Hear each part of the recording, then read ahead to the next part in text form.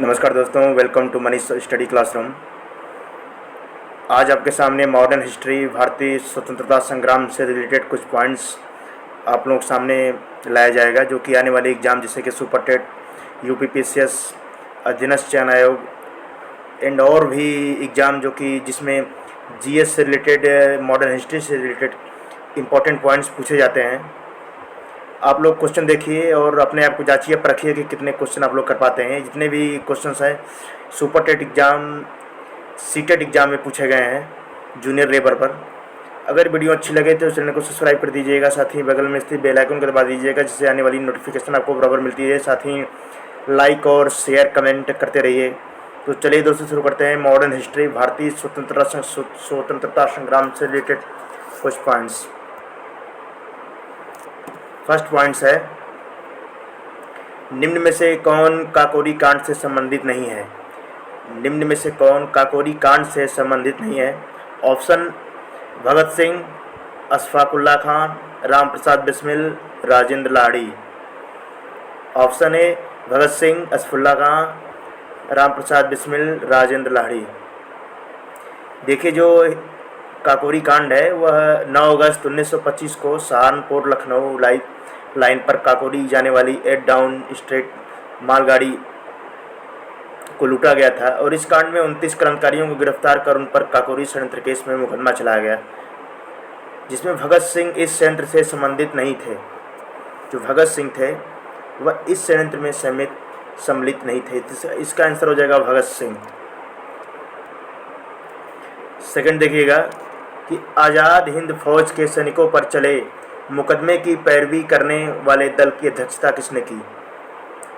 आज़ाद हिंद फौज के सैनिकों पर चले मुकदमे की पैरवी करने वाले दल की अध्यक्षता किसने की?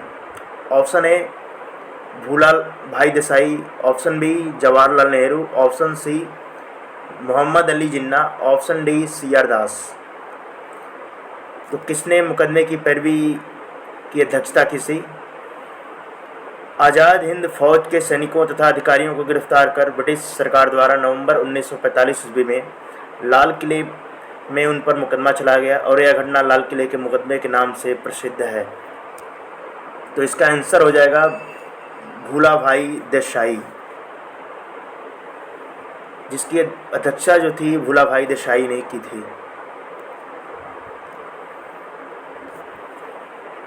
क्वेश्चन नंबर 3 देखिएगा, भारतीय राष्ट्रीय कांग्रेस की प्रथम महिला अध्यक्ष कौन थी? भारतीय राष्ट्रीय कांग्रेस की प्रथम महिला अध्यक्ष कौन थी? Option A Sucheta Kripalani, option B Rajkumari Amrit Kaur, option C Nellie Sengupta, option D Annie Besant.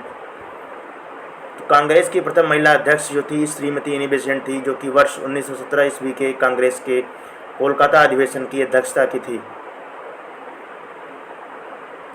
Congress की प्रथम महिला अध्यक्ष कौन थी? श्रीमती एनी बेसेंट, जो कि 1917 के कांग्रेस के कोलकाता अधिवेशन की अध्यक्षता की थी। अगर क्वेश्चन इस प्रकार से पूछेगा कि भारतीय राष्ट्रीय कांग्रेस की प्रथम भारतीय महिला अध्यक्ष कौन थी? भारतीय अगर पूछेगा तो आप लोग आंसर मार दीजिएगा सरोजिनी नायडू, जो कि कानपुर अधिवेशन 1925 की अध्यक्षता की थी। नेक्स्ट, गांधी जी ने असहयोग आंदोलन कब शुरू किया? गांधी जी ने असहयोग आंदोलन कब शुरू किया?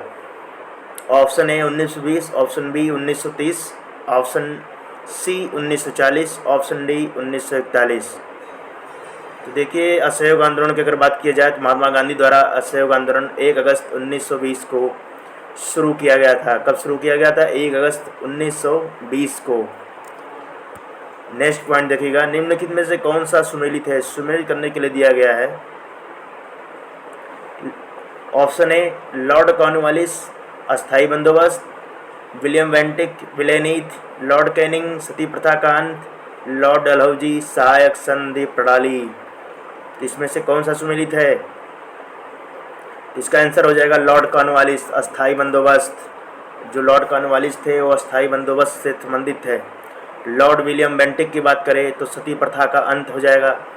जो लॉर्ड विलियम बेंटिक वो सती प्रथा का अंत किए थे, Lord William Bentinck. Lord Dalhousie जो थे विलय नीति से संबंधित थे, लॉर्ड डलहौजी। और सहायक संधि प्रणाली की बात करें तो वेलेस्ली जो थे वेलेजली था और सहायक संघ प्रणाली से संबंधित था।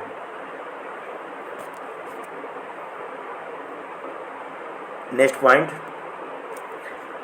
निम्नलिखित में से प्रथम भारतीय समाचार पत्र कौन था? निम्नलिखित में से प्रथम भारतीय समाचार पत्र कौन था?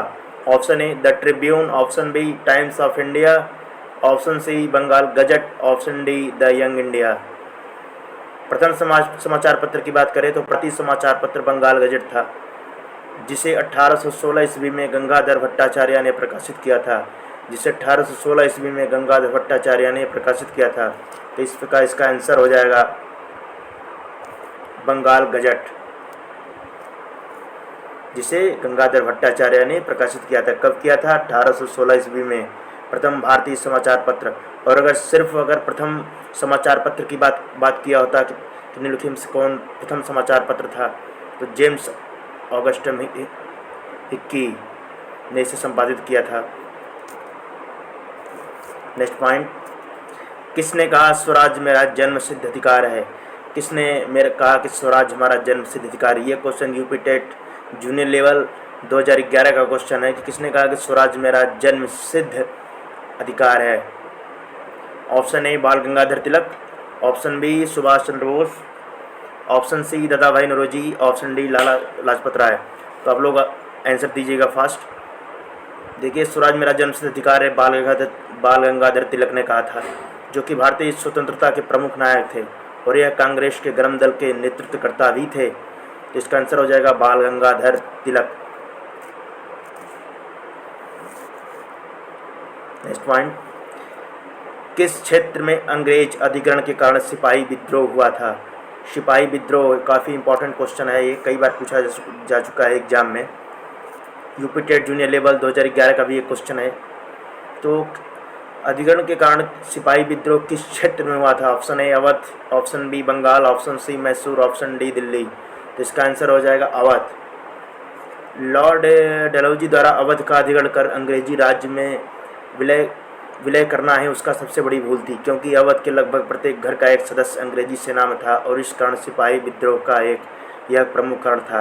देखिए, इसी के वजह से इसका सबसे प्रमुख कारण था 1857 विद्रोह। 1857 विद्रोह के पश्चात ही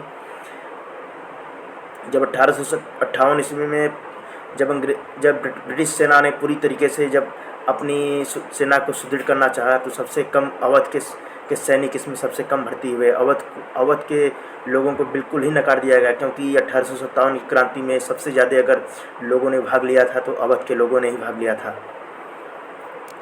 इसका आंसर हो जाएगा अवध। स्वतंत्र भारत के अंतिम गवर्नर जनरल कौन थे? स्वतंत्र भारत के अंतिम गवर्नर जनरल कौन थे? Option A Mountbatten, option B C Rajagopalachari, option C Sardar Patel, option D Jawaharlal Nehru. Answer दीजिएगा फास्ट आप लोग। ये स्वतंत्र भारत के अंतिम गवर्नर जनरल कौन थे? गवर्नर जनरल की बात करें तो स्वतंत्र भारत का अंतिम गवर्नर जनरल सी राजगोपालाचारी थे। और स्वतंत्र भारत का प्रथम गवर्नर जनरल की अगर बात करें तो लॉर्ड माउंटबेटन थे। माउंटबेटन भारत में ब्रिटिश शासन के अंतिम गवर्नर जनरल भी थे। इस प्रकार इसका आंसर टाइपिंग मिस्टेक हो गया है, सॉरी दोस्तों। इसका क्वेश्चन इस प्रकार से होना चाहिए कि स्वतंत्र भारत के अंतिम भारतीय गवर्नर जनरल कौन थे? स्वतंत्र भारत के अंतिम भारतीय गवर्नर जनरल राजगोपालाचारी थे। और इस प्रकार पूछे कि स्वतंत्र भारत का अंतिम गवर्नर जनरल कौन था, तो लॉर्ड माउंटबेटन। अगर भारतीय गवर्नर जनरल तो सी राजगोपालाचारी, और अगर गवर्नर जनरल की बात करें तो लॉर्ड माउंटबेटन। इसका आंसर हो जाएगा सी राजगोपालाचारी। नेक्स्ट पॉइंट, सन 1856 में निम्नलिखित गवर्नर जनरल में से किसने यह निर्णय लिया था कि बहादुर शाह जफर आखिरी मुगल बादशाह होंगे और उनकी मृत्यु के बाद उनके किसी वंशज को बादशाह नहीं बनाया जाएगा? Option A Hastings, option B Cornwallis, option C Canning and option D Dalhousie. आप लोग आंसर दीजिए फास्ट कि कौन था। जिसके इसे आंसर हो जाएगा लॉर्ड कैनिंग। लॉर्ड कैनिंग जो था 1856 में ही गवर्नर जनरल ने निर्णय ले लिया था कि बहादुर शाह जफर आखिरी मुगल बादशाह होंगे, उनकी मृत्यु के पश्चात उनके वंशज को बादशाह नहीं बनाया जाएगा। इसका आंसर हो जाएगा लॉर्ड कैनिंग। इस सीटेट एग्जाम 2016 में एक क्वेश्चन पूछा जा चुका है। नेक्स्ट देखिएगा, दक्षिण भारत में नमक सत्याग्रह के एक वयोवृद्ध राष्ट्रवादी नेता निम्नलिखित में से कौन थे? दक्षिण भारत में नमक सत्याग्रह के एक वयोवृद्ध राष्ट्रवादी नेता निम्नलिखित में से कौन थे?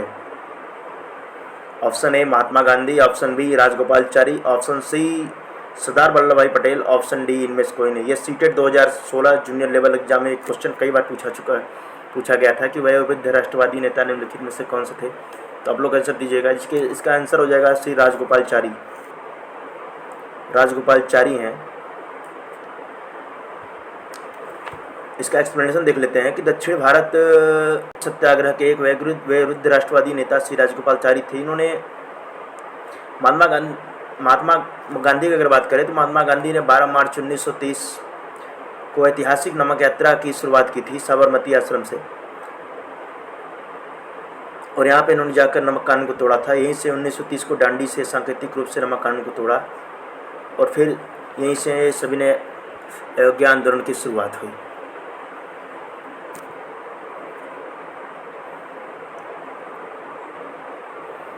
नेक्स्ट पॉइंट, ब्रिटिश सरकार ने सन 1927 में भारत में अपनी अगुवाई में साइमन कमीशन भेजा, जिसका विरोध किया गया क्योंकि इस आयोग में कोई भारतीय प्रतिनिधि नहीं था। ऑप्शन बी, इसमें केवल अंग्रेजी पढ़े लिखे भारतीय प्रतिनिधियों को शामिल किया गया था। ऑप्शन सी, इस आयोग में अंग्रेजी के अपेक्षा भारतीय प्रतिनिधियों की संख्या 9 न के बराबर थी। ऑप्शन डी, इनमें से कोई नहीं। तो साइमन कमीशन ब्रिटिश सरकार ने 1927 में अपनी विभाग साइमन कमीशन भेजा, इसका विरोध किया गया था क्योंकि, अब लोग आंसर दीजिएगा फास्ट। देखिए इसका आंसर ऑप्शन नहीं हो जाएगा।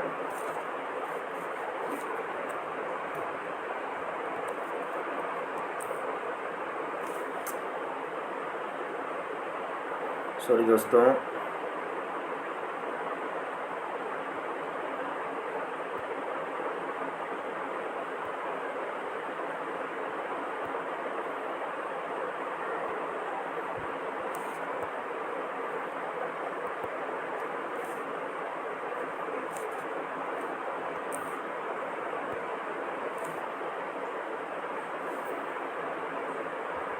ओके, तो इसका आंसर हो जाएगा, इस आयोग में कोई भारतीय प्रतिनिधि इसमें शामिल ही नहीं था, और इसके विरोध में लाला लाजपत राय ने और कई स्वतंत्रता सेनानियों ने विद्रोह किया था, जिसमें लाठीचार्ज में लाला लाजपत राय की मृत्यु हुई थी। साइमन कमीशन के विरोध में ही लाला लाजपत राय की मृत्यु हो गई थी लाठीचार्ज की वजह से। तो इसका आंसर हो जाएगा, भारतीय कोई प्रतिनिधि इसमें शामिल था ही नहीं। नेक्स्ट पॉइंट, 29 मार्च 1857 की बैरकपुर में अपने अफसरों पर हमला करने के आरोप में निम्नलिखित में से किसको फांसी पर लटका दिया गया था? 29 मार्च 1857 की वह घटना जिसमें बैरकपुर में अपने अफसरों पर हमला करने के आरोप में निम्नलिखित में से किसको फांसी पर लटका दिया गया था? तो इसका आंसर हो जाएगा मंगल पांडे। और यही घटना जो थी वह 1857 के प्रमुख कारणों में से एक थी। 1857 की घटना की वजह यही थी। 29 मार्च 1857 बैरकपुर में हमला करने के आरोप में मंगल पांडे को फांसी पर लटका गया था। और ये प्रमुख घटना क्या थी? जिसमें मंगल पांडे ने गाय के चर्बी से बने कारतूस को काटने से मना कर दिया था, जिसकी वजह से इनको गिरफ्तार कर 8 मार्च को 1857 को गिरफ्तार किया गया था, और 1857 को इनको फांसी पर दे दिया गया था। इन्होंने किया गया था कि गाय की चर्बी से बने कारतूस को काटने से मना कर दिया था। मेरठ से यह घटना प्रारंभ हुई थी। नेक्स्ट पॉइंट, रॉलेट अधिनियम 1919 का विरोध किया गया था क्योंकि इसने मुसलमानों के लिए पृथक निर्वाचन क्षेत्रों का अधिकार प्रदान किया था। ऑप्शन बी, प्रांतों में दैत्य शासन लागू किया था। ऑप्शन सी, इसने अभिव्यक्ति की स्वतंत्रता जैसे मौलिक अधिकारों को आघात पहुंचाया था। ऑप्शन डी, इनमें से कोई नहीं। तो रॉलेट अधिनियम 1919 आखिर में है क्या? देखिए, रॉलेट अधिनियम 1919 मार्च 1919 में लागू किया गया था। इसमें क्या किया? इसमें ऐसा प्रावधान किया गया था कि व्यक्ति की स्वतंत्रता जैसे मौलिक अधिकारों को आघात पहुंचा गया था। इसमें बिना मुकदमे बिना पैरवी के ही किसी व्यक्ति को गिरफ्तार किया जा सकता, उसको जेल में डाल दिया जाता। ये सबसे प्रमुख कार्य था। इसके विरोध में महात्मा गांधी ने आंदोलन चलाया था। तो रॉलेट अधिनियम 1919 का जो प्रमुख बिंदु है, किसने अभिव्यक्ति की स्वतंत्रता जैसे मौलिक अधिकारों को आघात पहुंचाया था। इसमें यह प्रावधान किया गया था कि बिना मुकदमा बिना पैरवी के किसी भी व्यक्ति को गिरफ्तार किया जा सकता था। नेक्स्ट, ईस्ट इंडिया कंपनी के शासन के दौरान किस राजस्व बंदोबस्त के अंतर्गत राजस्व एकत्रित करने और उसे कंपनी को अदा करने की जिम्मेदारी गांव के मुखिया को सौंपी गई? गांव के मुखिया को सौंपी गई। कौन सी व्यवस्था थी? तो इसका आंसर हो जाएगा महलवाड़ी व्यवस्था। महलवाड़ी व्यवस्था जिसे हॉल्ट मैकेंजी जो थे इसके प्रमुख थे, महलवाड़ी व्यवस्था थी। अंग्रेजी शासनकाल में, इसके थोड़ा सा एक्सप्लेनेशन के बारे में जान लेते हैं कि अंग्रेजी शासनकाल में हॉल्ट मैकेंजी द्वारा 1882 ईस्वी में महलवाड़ी प्रथा का प्रतिपादन किया गया था। और यह प्रथा राजस्व एकत्रित करने की एक व्यवस्था थी जिसे गंगा का दबाव पश्चिमी उत्तर प्रदेश, पंजाब तथा मध्य भारत के कुछ भागों में लागू किया गया था। और इस व्यवस्था के अंतर्गत कंपनी गांव के मुखिया के साथ राजस्व के लिए अनुबंध करते तथा गांव का राजस्व वसूलने करने तथा जमा करने का दायित्व गांव के मुखिया को सौंपा गया था। तो आप लोग मुख्यतः याद रखेंगे कि यह कब शुरू किया गया था? 1822 ईस्वी में शुरू किया गया था। 1822 ईस्वी में हॉल्ट मैकेंजी के द्वारा। नेक्स्ट, बेगम हजरत महल ने अंग्रेजों के विरुद्ध विद्रोह भड़काने निम्नलिखित में से किस नगर से सक्रिय भाग लिया था? तो ये लखनऊ से बेगम हजरत महल ने भाग लिया था, लखनऊ से। नेक्स्ट पॉइंट, निम्नलिखित में से किस अधिनियम के अंतर्गत भारतीय प्रशासन को ईस्ट इंडिया कंपनी से ब्रिटिश क्राउन को स्थानांतरित किया गया? ऑप्शन ए 1861 का अधिनियम, ऑप्शन बी 1868 का अधिनियम, ऑप्शन सी 1833, ऑप्शन डी 1858। तो इसका आंसर हो जाएगा 1858। 1858 का जो एक्ट था जिसके अंतर्गत यह प्रावधान किया गया था कि भारतीय प्रशासन को ईस्ट इंडिया कंपनी से ब्रिटिश क्राउन को स्थानांतरित किया गया। नेक्स्ट पॉइंट, ब्रिटिश सरकार द्वारा सन 1857 में निम्नलिखित में से कौन से 3 विश्वविद्यालय स्थापित किए गए? ब्रिटिश सरकार द्वारा 1857 में निम्नलिखित में से कौन 3 विश्वविद्यालय स्थापित किए गए? Option A Kolkata Mumbai Punjab, option B Kolkata Mumbai Delhi, option C Kolkata Madras Mumbai, option D Kolkata Madras Banaras. तो इसका आंसर हो जाएगा कोलकाता मद्रास मुंबई। ये 3 विश्वविद्यालय स्थापित किए गए थे। कोलकाता, मद्रास और मुंबई। नेक्स्ट पॉइंट, भारतीय राष्ट्रीय कांग्रेस की स्थापना कब हुई थी? काफ़ी सिंपल क्वेश्चन। 1885, 1889, 1887, 1881। तो भारतीय राष्ट्रीय कांग्रेस की स्थापना कब हुई थी? भारतीय राष्ट्रीय कांग्रेस की स्थापना कब हुई थी? 1885 ईस्वी में। ओके, कब हुई थी? 1885 ईस्वी में। थोड़ा सा इसके एक्सप्लेनेशन के बारे में जान लेते हैं। अध्यक्ष कौन थे? एयू ह्यूम की अध्यक्षता में हुई थी। इसके प्रथम जो अध्यक्ष थे वो बिमलेश चंद्र बनर्जी थे। अगर अंग्रेज अध्यक्ष की बात करें तो जो अंग्रेज अध्यक्ष थे वो ह्यूरेस थे। मुस्लिम अध्यक्ष की बात करें तो प्रथम भारतीय राष्ट्रीय कांग्रेस की प्रथम मुस्लिम अध्यक्ष की बात करें तो बरुद्दीन तैयब जी थे। कौन थे? बरुद्दीन तैयब जी। प्रथम भारतीय राष्ट्रीय कांग्रेस के प्रथम अध्यक्ष की बात करें तो बिमलेश चंद्र बनर्जी। और इसकी भारतीय राष्ट्रीय कांग्रेस की अध्यक्षता कहाँ हुई थी? प्रथम अध्यक्षता कहाँ हुई थी? मुंबई में हुई थी 1885 ईस्वी में। और दूसरी अध्यक्षता कहाँ हुई थी? कोलकाता में। तीसरी अध्यक्षता की बात करें तो मद्रास में हुई थी। और चौथी अध्यक्षता जिसमें प्रथम अंग्रेज अध्यक्ष जिसमें भाग लिए थे वो इलाहाबाद में हुई थी। तो इस प्रकार भारतीय राष्ट्रीय कांग्रेस की स्थापना कब हुई थी? 1885 ईस्वी में। नेक्स्ट पॉइंट, सिद्धू कानू का संबंध क्या है? सिद्धू कानू कौन थे? ऑप्शन ए मुंडा विद्रोह, ऑप्शन बी संथाल विद्रोह, ऑप्शन सी भील विद्रोह, ऑप्शन डी इनमें से कोई नहीं। तो आप लोग आंसर दीजिएगा। सिद्धू कानू आखिर में थे कौन? देखिए, सिद्धू कानू का संबंध संथाल विद्रोह से है। सिद्धू कानू का जो संबंध है वो संथाल विद्रोह से है। ये जनजाति एक प्रकार का जनजाति विद्रोह था, संथाल विद्रोह, जो कि झारखंड के आसपास के क्षेत्रों में यह काफ़ी तेज़ी से फैला था। और मुंडा विद्रोह की बात करें तो बिरसा मुंडा छोटा नागपुर झारखंड का निवासी था और इसके नेतृत्व में मुंडा विद्रोह 1899 ईस्वी में चलाया गया। मुंडा विद्रोह कब चला गया? 1899 ईस्वी में। नेक्स्ट पॉइंट, आज के सेगमेंट का लास्ट क्वेश्चन है। इसमें मिलान करने के लिए क्वेश्चन पूछा गया है कि सुरेंद्रनाथ बनर्जी, दादा भाई नौरोजी, सुभाष चंद्र बोस, महात्मा गांधी का इसमें से आप लोग मिलान कीजिए सूची से कौन कौन मिलान है। तो सुरेंद्रनाथ बनर्जी किससे संबंधित है?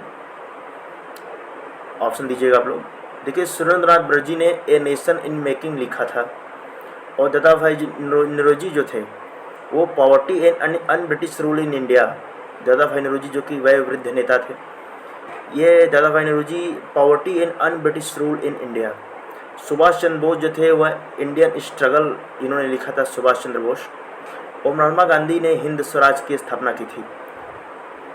तो इस प्रकार Surendranath Banerjee a nation making, Dadabhai Naoroji poverty and un British rule in India, और सुभाष चंद्र बोस की बात करें तो इंडियन स्ट्रगल, और महात्मा गांधी ने हिंद स्वराज की स्थापना की। आज के सेगमेंट का ये लास्ट क्वेश्चन था। अगर वीडियो अच्छी लगी हो तो चैनल को सब्सक्राइब कर दीजिएगा। इसी प्रकार की ये प्रैक्टिस सेट 1 है। इसी प्रकार से नेक्स्ट प्रैक्टिस सेट 2 में भारतीय संविधान और भारतीय स्वतंत्रता संग्राम के और भी एग्जाम के लिए आपको निश्चित रूप से आशीर्वाद होंगे। धन्यवाद दोस्तों।